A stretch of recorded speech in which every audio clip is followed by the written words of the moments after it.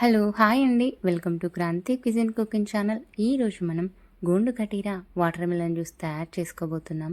వేసవిలో ఒంటికి చలవ చేస్తుంది, అలాగే ఈ జ్యూస్ తాగడం వల్ల రిఫ్రెషింగ్గా ఉంటుంది.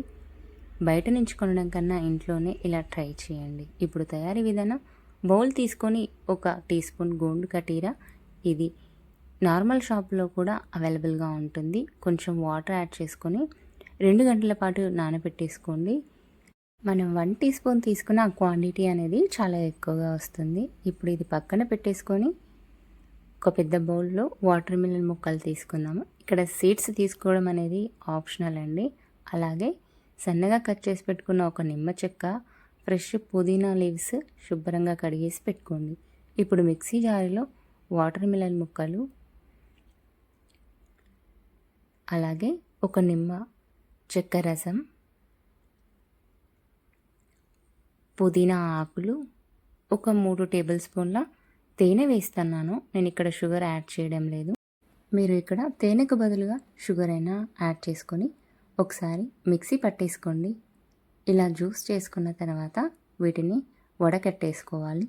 జల్లెడ పెట్టేసుకొని మనం చేసుకున్న జ్యూస్ ఏదైతే ఉందో అది ఇలా జల్లెడ పెట్టేసుకోండి.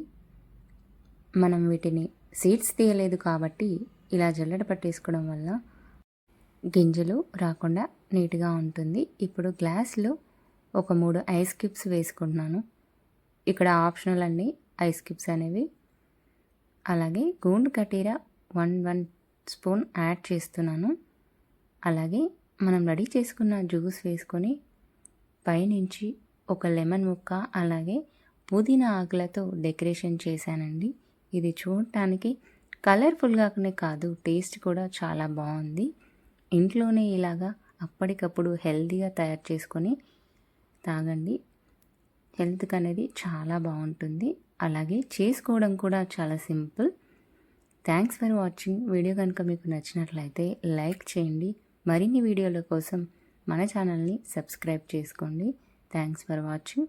ఇంగ్రీడియంట్స్ డిస్క్రిప్షన్లో ఉన్నాయి, చెక్ చేయండి.